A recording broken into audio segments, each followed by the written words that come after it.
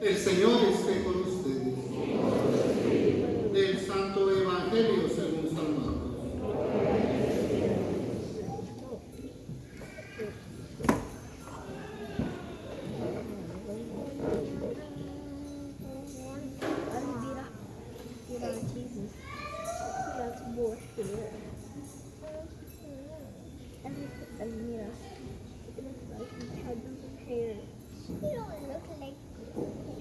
En aquel tiempo, cuando Jesús regresó a la barca al otro lado del lago, se quedó en la orilla y ahí se le reunió mucha gente. Entonces se acercó uno de los jefes de la sinagoga, llamado Jairo. Al ver a Jesús, se echó a sus pies y le suplicaba con insistencia: mi hija está agonizando. Ven a imponerle las manos para que se cure y viva. Jesús se fue con él y mucha gente lo seguía y lo apretujaba. Entre la gente había una mujer que padecía flujo de sangre desde hacía 12 años. Habría sufrido mucho a manos de los médicos y había gastado en eso toda su fortuna. Pero en vez de mejorar, había empeorado. Oyó hablar de Jesús, vino y se le acercó por detrás entre la gente y le tocó el manto, pensando que con solo tocarle el vestido se curaría. Inmediatamente se le secó la fuente de su hemorragia y sintió en su cuerpo que estaba curada. Jesús notó al instante que una fuerza curativa había salido de él. Se volvió hacia la gente y les preguntó: ¿quién ha tocado mi manto? Sus discípulos le contestaron: ¿estás viendo cómo te empuja la gente y todavía preguntas quién me ha tocado? Pero él seguía mirando alrededor para descubrir quién había sido. Entonces se acercó la mujer, asustada y temblorosa, al comprender lo que había sucedido. Se postró a sus pies y le confesó la verdad. Jesús la tranquilizó diciendo: hija, tu fe te ha curado. Vete en paz y queda sana de tu enfermedad. Todavía estaba hablando Jesús cuando uno de los criados llegaron de casa del jefe de la sinagoga para decirle a este: ya se murió tu hija, ¿para qué sigues molestando al maestro? Jesús alcanzó a oír lo que hablaban y les dijo al jefe de la sinagoga: no temas, basta que tengas fe. No permitió que lo acompañaran más que Pedro, Santiago y Juan, el hermano de Santiago. Al llegar a la casa del jefe de la sinagoga, vio Jesús el alboroto de la gente y oyó los llantos y los alaridos que se quedaban. Entró y les dijo: ¿qué significa tanto llanto y alboroto?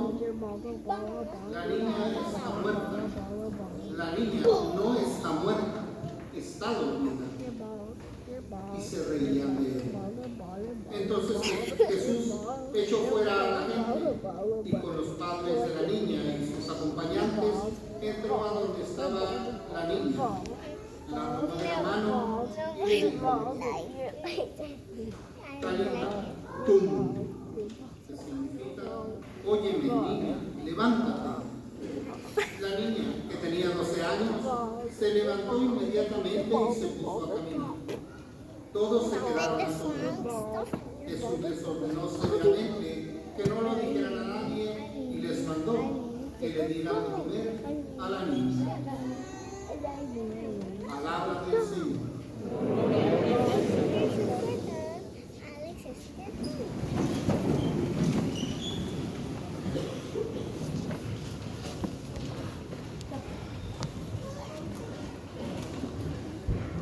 Cuando a mí me toca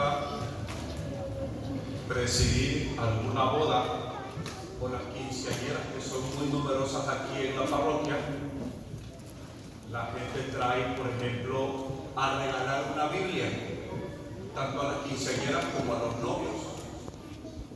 A veces la gente hace cosas que ni sabe para qué son, porque tienen que regalar Biblia, ¿verdad? Y entonces yo, a mí, como me encanta la catequesis, con cada colilla y cada cosa que traigo, una catequesis. Traen rosario, pues me van a escuchar para que el rosario. Traen el anillo para la quinceañera, pues se van a aventar una catequesis del anillo. Traen Biblia, me van a escuchar hablar del... Y la gente se va a estar mareada de tantas cosas que le oigo, que si no quieren escuchar al Padre, no traigan tantas cosas. ¿Sí? Pero se trae la Biblia, y es interesante porque la mayoría de la gente trae la Biblia como un adorno.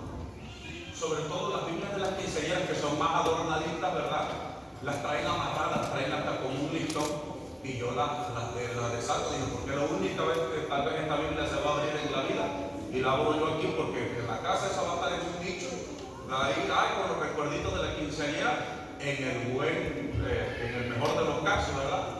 Porque si no, a veces la Biblia acaba, sobre todo con nosotros los hispanos que somos tan supersticiosos, la Biblia acaba en una esquinita muy arregladita de la casa, con dos velas, y abierta en el Salmo 91, no en cualquier lado, en el Salmo 91. Pues porque es que el Salmo 91, así, el número 91 ahí aleja a las brujas, los maleficios, a los vampiros y todas esas cosas, ¿no? Porque todavía esa es una mentalidad supersticiosa. La gente ni la lee. Y yo digo, chico, ¿tú crees que con la Biblia abierta ahí ya se va a solucionar todo? ¿Tú crees que el diablo dice, ay, no voy a llegar a esa casa de idea? El Salmo 91 abierto. No, la cosa no trabaja así. Sigue siendo una mentalidad supersticiosa. Ya a veces ya no vamos con los brujos, ya no vamos con el santero, ya no andamos con esas cosas, pero ahora a veces la Biblia se pasa a convertirse en una especie también de superstición. Ya no está la herradura. El padre Gastón tuvo friegue y friegue que no, la herradura no. Que tampoco la sábila con las puntitas rojas, ¿verdad? Tampoco el bambú. Pero ahora está la Biblia abierta en el Salmo 91, alejando las malas vibras, ¿verdad? Volvemos con la superstición. Yo cuando están las bodas y las quinceañeras, yo les digo, la Biblia contiene la palabra viva de Dios. Palabra viva que puede transformar nuestra vida. Pero entonces la palabra de Dios se tiene que leer. Porque una Biblia amontonada ahí, empolvada, no va a servir para nada. Cuando yo estaba chico, yo le decía, me traigo tal dolor, y me llevaban al doctor. Y ya me recetaban el poco pastillas y cosas, y estaban arriba del refrigerador. Y me decían, ¿ya te tomaste las pastillas? No me las he tomado. Sí, ahí te van a componer, el refrigerador es el que se debe estar curando. Sí. Las pastillas ahí, el poco de pastillas, no me van a curar a mí, me las tengo que tragar, me las tengo que comer, ¿sí o no? Sí. Porque no curan nada más así por tenerla ya, yo me voy a curar. De tal manera que la palabra, la Biblia que contiene la palabra de Dios, la palabra viva, esta palabra cuando nosotros la empezamos a leer, empieza a provocar algo en el corazón, empieza a provocar algo en el ser humano. Cuando estamos viviendo en pecado mortal y nosotros vamos y leemos la Biblia, la palabra de Dios nos empieza a confrontar, nos empieza a hacer ver el error en el que estamos. Cuando no tenemos fe, cuando empezamos a leer la palabra de Dios, nosotros empezamos a sentir cómo algo va cambiando y cómo esa palabra a mí me está dando esperanza y me empieza a dar aquella fe que me lleva a creer que lo que yo pida lo voy a conseguir. Pero hay que leerla. Aquí en la Purísima ya llevamos varios cursos de Biblia. ¿Por qué? Porque somos muy católicos, tenemos muy 2000 años, 2024 años de iglesia, pero los católicos vivimos en la ignorancia de la palabra de Dios. E ignorar la palabra de Dios nos lleva a vivir como personas que no tienen esperanza, que no tienen fe. Y entonces se nota en nuestras caritas, ¿verdad? Entonces la gente va desalentada, la gente no tiene sentido, la gente vive triste. ¿Por qué? Porque no tiene la palabra de Dios, porque no tiene esa fe que te lleva a creer, a esperar. ¿Y cómo nos damos cuenta de que los católicos muchas veces no tienen fe y no tienen esperanza? La esperanza es aquella espera de que lo que yo estoy pidiendo lo voy a recibir. ¿Cuándo? Sabrá Dios. Él es el que sabe. Pero yo vengo con la confianza a orar y a esperar mi milagro. A esperar a que Dios responda. Y Dios va a responder como se le pegue la gana. Y como ya tengo fe, como ya tengo esperanza, la forma en como Dios responda, yo la voy a aceptar con todo amor y con toda paz. Porque Dios no responde siempre como a nosotros nos gustaría. Esto yo ya lo he predicado en otras misas, ¿sí? Nosotros estamos pidiendo, Señor, yo te pido, y a veces estamos pidiendo por un enfermo. ¿Se acuerdan del ejemplo que le ponía a mi tía?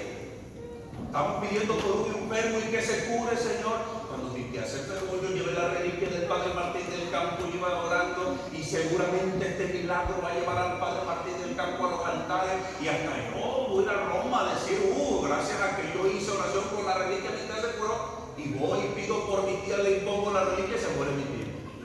¿No? Dios respondió, yo se lo decía la semana pasada o la antepasada, Dios respondió, sí, Dios respondió, pero no como yo quería. Pero eso hizo que mi fe se acabara, eso hizo que yo dejara el ministerio, hay tanta pedidera y tanta cosa, tanta reliquia, y para que Dios me responda, yo mejor dejo esto. No, yo sé que Dios respondió, no como yo quería, pero Dios respondió y atendió a mi súplica, porque no hay oración que quede sin respuesta. Y yo feliz de la vida, poniendo en manos de Dios lo que seguía, ahora la muerte de mi tía. ¿Cómo nos damos cuenta que falta palabra de Dios? Cuando la gente viene al Santísimo, pero en lugar de venir con esperanza, con fe, están pegando gritos y llorando, ¡ay, Señor, es que este matrimonio! ¿A quién le están orando? Le están rezando a Jesucristo, al que es el camino, verdad y vida, al que te esté escuchando. A ver, tranquilo, Él tiene todo bajo control. Tú ponle tu bronca y Él será el que se encarga. Pero tú pon también de tu parte lo que a ti te toca. Porque a veces hay gente que viene aquí a traerle la vaina al Señor, pero no hace nada por su vida. Ay, Señor, yo quiero que arregles mi matrimonio.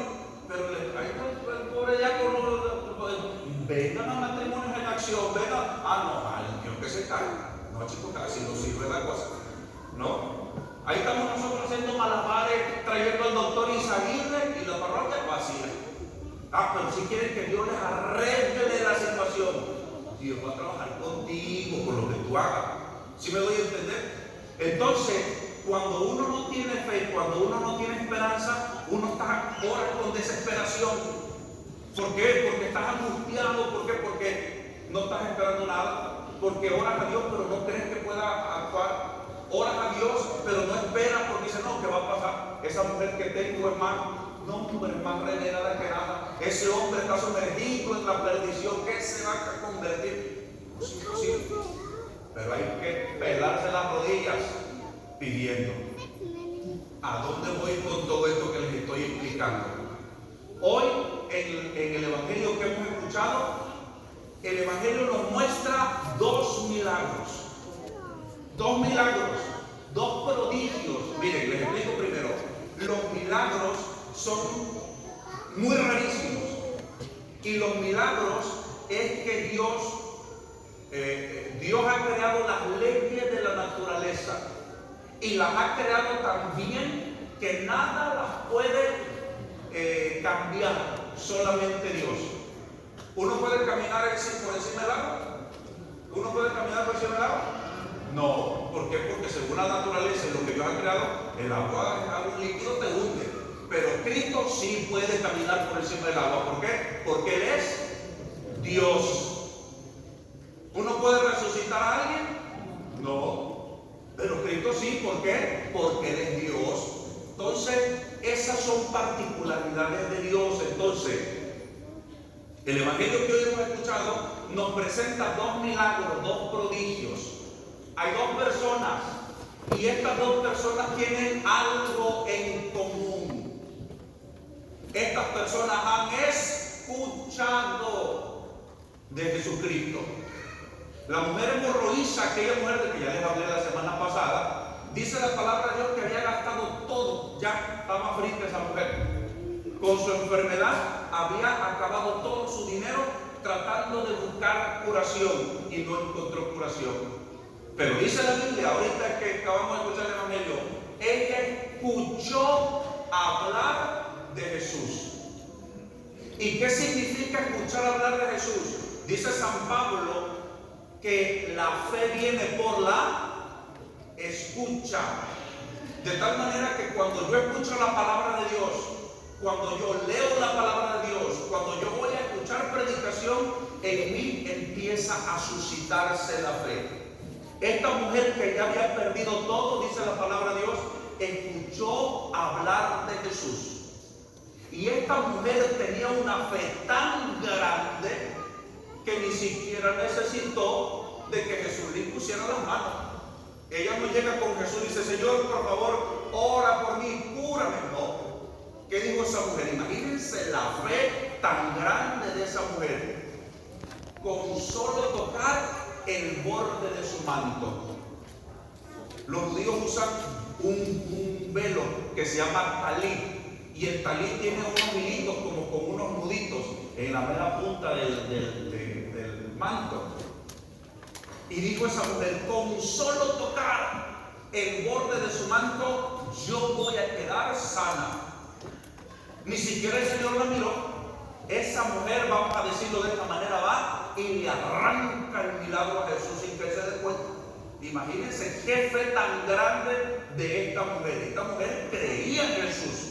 Yo no necesito ni que me voltee a ver. Con que yo le toque su manto, yo voy a quedar sanada, porque yo creo que Él es el Cristo, Él es el Mesías, el que había de venir.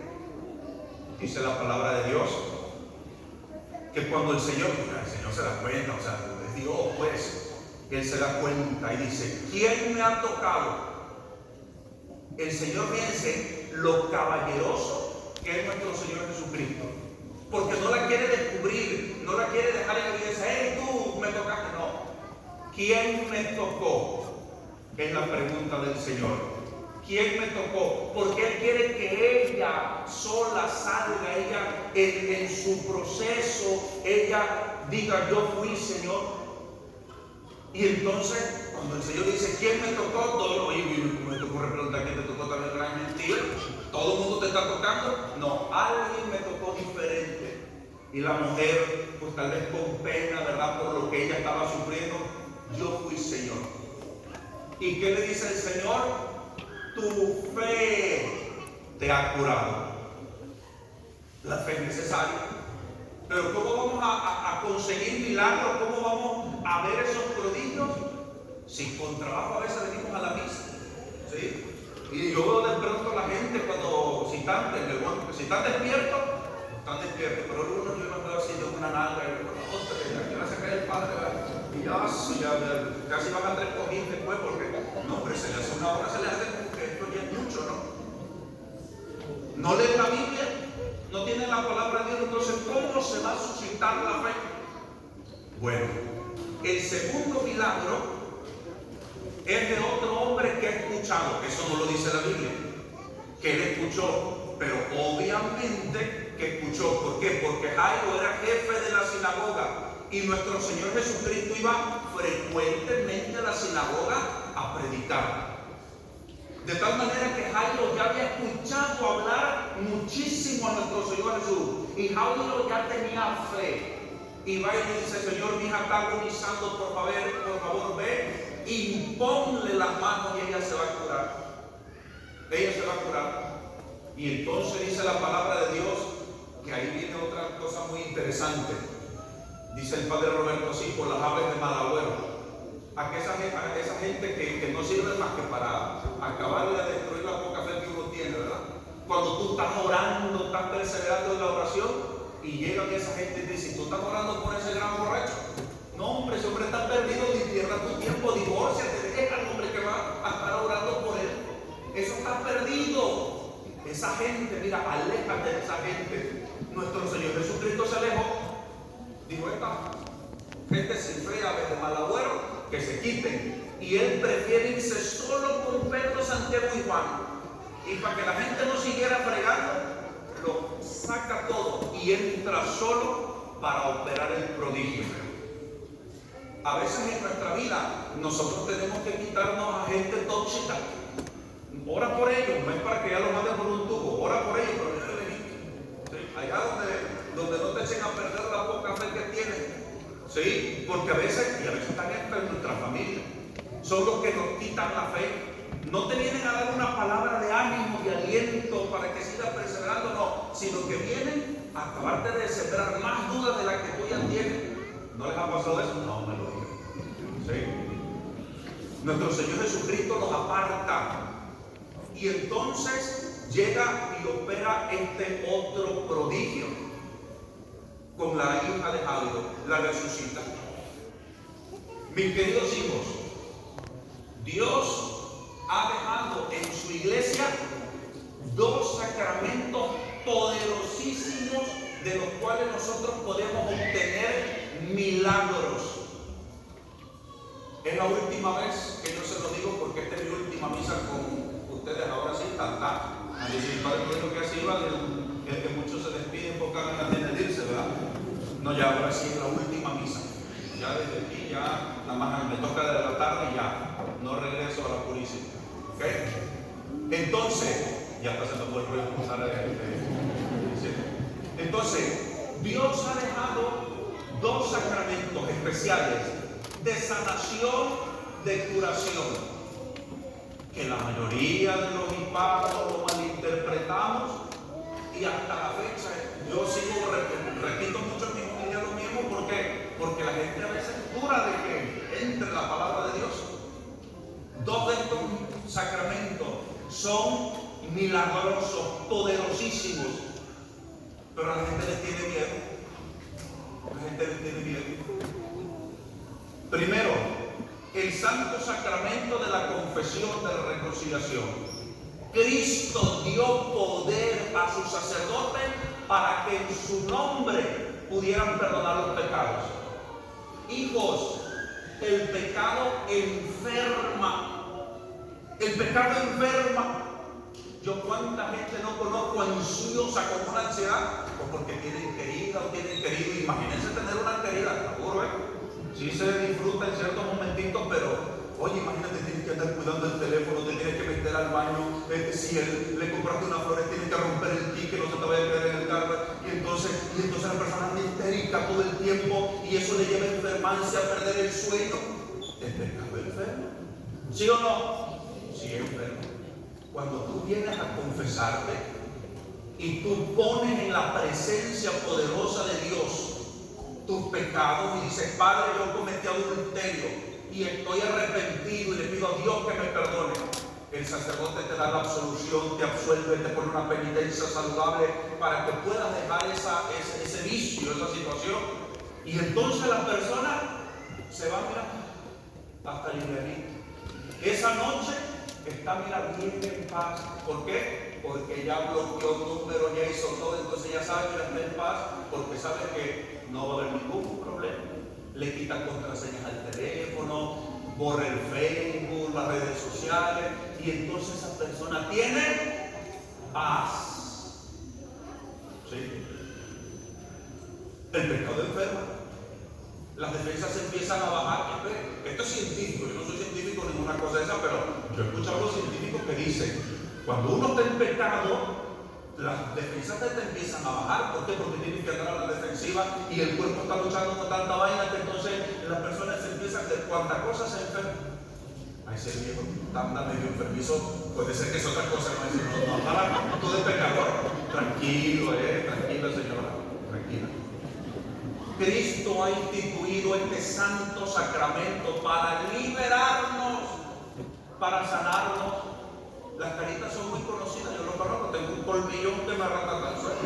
Y yo sé cuando hay caritas de gente que anda con muchas caritas, su carita es muy particular, yo como cura yo sé de eso. Hasta su espaldita, ¿verdad? Tienden a caminar un poquito así encorvadito. Si está Andrés y ya el señor tan cansadito, tranquilo, no, si no te la andas cargando algún pecado, a veces es verdad, ¿ok? Pero el pecado, como es algo que pesa, hasta nos encorva y ahí ando así, ¿sí? Sin esperanza, sin ilusión, triste, deprimido, ansioso.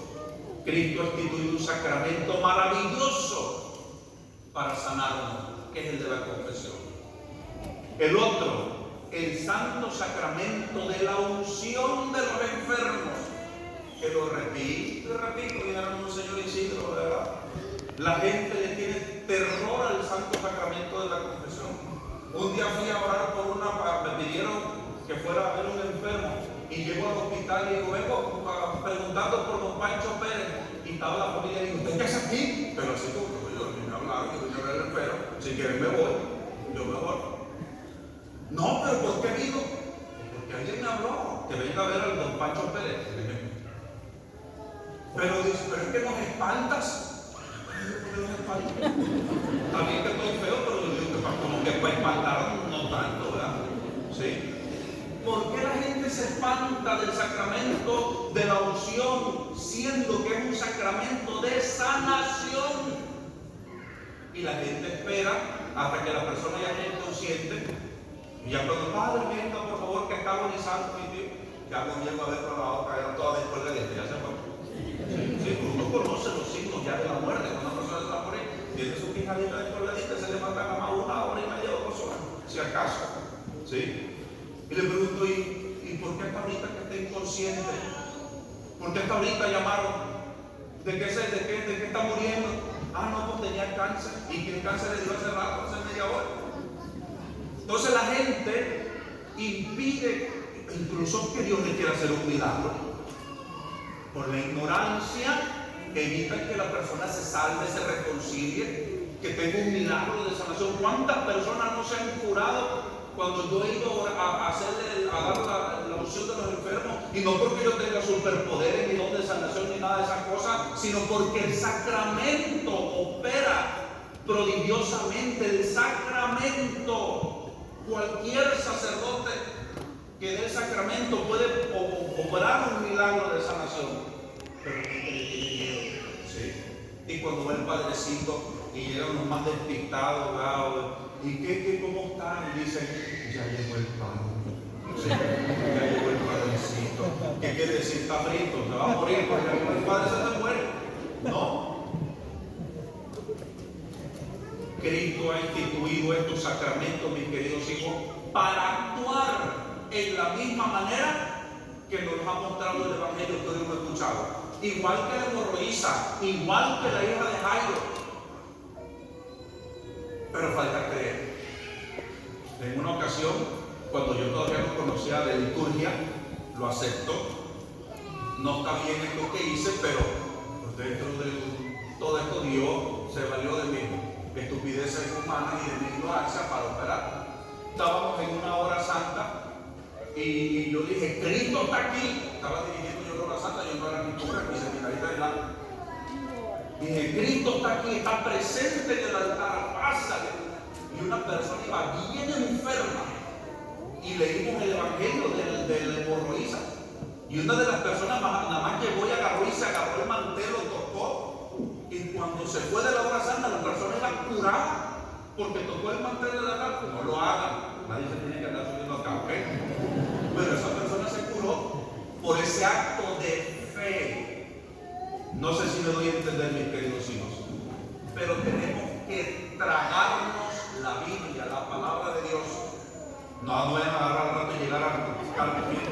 papel como chivo, no se trata de eso, sino leerla, escucharla, venir a los cursos, se están dando ahorita los cursos de Biblia, ir a las predicaciones, aquí en la iglesia, cuando haya predicaciones, ¿para qué? Para que la fe se vaya suscitando, se vaya renovando, se vaya moviendo, y nosotros con fe firme creamos que aquello por lo cual le estamos pidiendo lo vamos a conseguir.